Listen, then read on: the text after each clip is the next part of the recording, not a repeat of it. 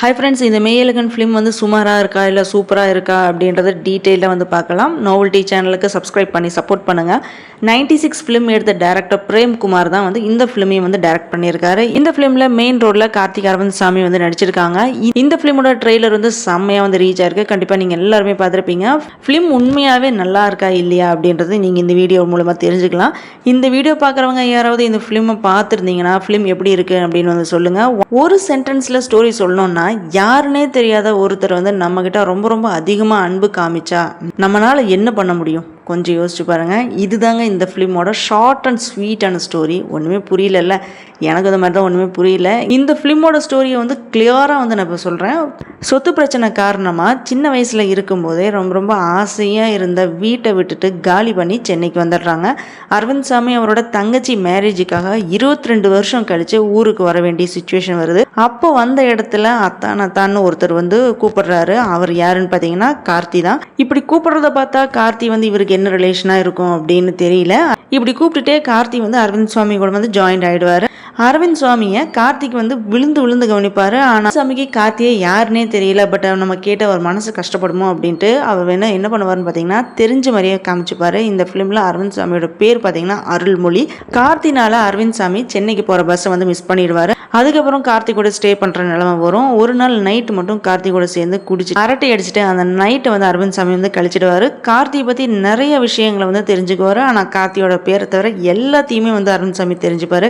அரவிந்த் சாமியை நல்லா தெரியும்னு சொல்லி நம்ம மேலே இப்படி அன்பு காமிக்கிற ஒரு பர்சனை எனக்கு தெரியலையே அப்படின்னு ரொம்ப ரொம்ப ஃபீல் பண்ணி அழுவார். கார்த்திக்கிட்ட சொல்லாமல் அவரோட வீட்டிலிருந்து அரவிந்த் சாமி வந்து போயிடுவார். ஃபைனலாக கார்த்தியோட பேரை இவர் தெரிஞ்சிட்டாரா? கார்த்திக்கும் அரவிந்த் சாமிக்கும் என்ன ரிலேஷன்? ஏன் கார்த்தி அரவிந்த் சாமியை அத்தான்னு கூப்பிட்டாரு?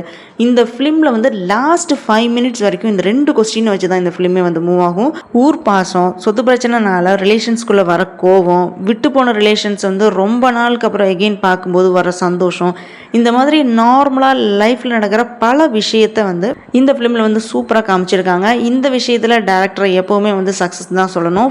இந்த ஃபிலிமை ஸ்டார்ட் பண்ணனதுலேருந்து கிளைமேக்ஸ் வரைக்கும் எங்கே திரும்பினாலுமே அன்பாலதே வந்து அடிச்சிருக்காரு. மெயின் கேரக்டராக இருந்தாலும் சரி, 2 மினிட்ஸில் வந்து போகிற கேரக்டராக இருந்தாலும் சரி, ஸ்மால் கேரக்டராக இருந்தாலுமே எல்லாரோட மனசுலையும் நிற்கிற மாதிரி எல்லா கேரக்டருமே ரொம்ப ரொம்ப இம்பார்ட்டண்ட்டாக இருக்குது.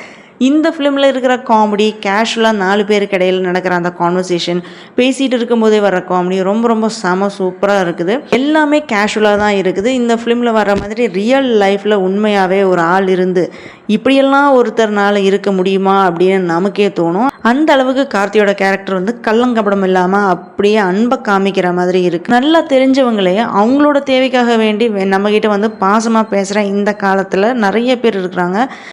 எந்த எதிர்பார்ப்புமே இல்லாமல் பல வருஷத்துக்கு முன்னாடி தெரிஞ்சவங்க மேலே எக்கச்சக்கமான அன்பை காமிக்கிற கார்த்தியோட கேரக்டர் வந்து வேற லெவலில் இருக்குது.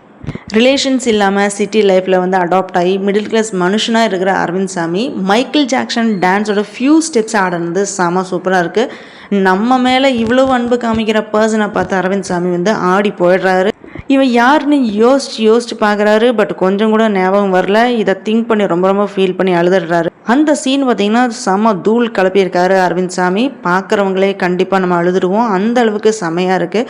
ஒரு நைட்டில் நடக்கிற சம்பவம் தான் இந்த ஃபிலிமில் வந்து மோஸ்ட் ஆஃப் த சீனில் வந்து இருக்கும். கார்த்தி நிறைய விஷயத்தை பற்றி வந்து பேசியிருப்பார். தூத்துக்குடியில் நடந்த ஃபயர் இன்சிடென்ட், ஜல்லிக்கட்டு பேன் பண்ணது, அதே மாதிரி தமிழ் கிங்ஸோட ஹிஸ்ட்ரி பற்றி எல்லாமே வந்து பேசியிருப்பார். மெயினாக கேமராமேனுக்கு தான் வந்து எல்லா கிரெடிட்டும் அப்படின்னு சொல்லணும். ஏன்னு பார்த்தீங்கன்னா சென்னை ஆனாலும் சரி, தஞ்சாவூர் ஆனாலும் சரி, அவங்க பியூட்டிஃபுல்லாக வந்து செம்மையாக சூப்பராக வந்து கேப்சர் பண்ணியிருக்காரு கேமராமேன்.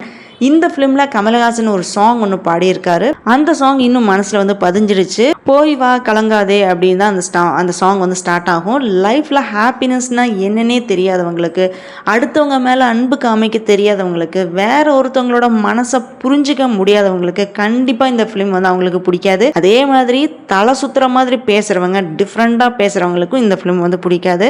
கீதையில் சொல்லுவாங்க இல்லையா, எதை வந்து நம்ம அடுத்தவங்களுக்கு கொடுக்குறோமோ அதே வந்து நமக்கு மல்டிபிள் ஆகி அன்எக்ஸ்பெக்டட் வேல வந்து நமக்கு கிடைக்கும். ரொம்ப தெளிவாக பொறுமையாக அன்பு மலையில் நீங்கள் குளிக்கணும்னு நீங்கள் நீங்கள் நினச்சிங்கன்னா கண்டிப்பாக இந்த மூவி உங்களுக்கானது தான். இந்த மூவியை நீங்கள் தியேட்டரில் பார்த்து அன்பு மலையில் நினைஞ்சிட்டு வாங்க. இந்த ஃபிலிமை பார்த்துட்டு இனிமேல் யாருமே பேட் வேர்ட்ஸில் வந்து திட்டாதீங்க. மெயினாக உங்கள் ஃபேமிலியில் இருக்கிறவங்கள திட்டாதீங்க. யாருன்னே தெரியாமல் கார்த்திக் காமிக்கிற அன்பு சொல்கிறதுக்கு வார்த்தையே இல்லை. மிஸ் பண்ணாமல் இந்த ஃபிலிமை உங்கள் ஃபேமிலியோடு போய் பாருங்கள். இந்த மூவி சூப்பராக இருக்கிறனால தான் இவ்வளோ தூரம் நான் வந்து எக்ஸ்பிளைன் பண்ணி சொல்லியிருக்கேன். நான் எந்த ப்ரொமோஷன்லாம் எதுவுமே பண்ணல. அவ்வளோ சூப்பராக இருக்குது இந்த மூவி. நம்ம பிஸி ஷெட்யூலில் மைண்ட் வந்து ரொம்ப ரொம்ப டைட்டாக இருக்கும். கொஞ்சம் ஃப்ரீயாக ரிலாக்ஸ் பண்ணணும் அப்படின்னா நீங்கள் இந்த மூவியை கண்டிப்பாக பார்க்கலாம். இந்த வீடியோ பிடிச்சிருந்தனா லைக் பண்ணுங்கள், ஷேர் பண்ணுங்கள், சப்ஸ்கிரைப் பண்ணி சப்போர்ட் பண்ணுங்கள்.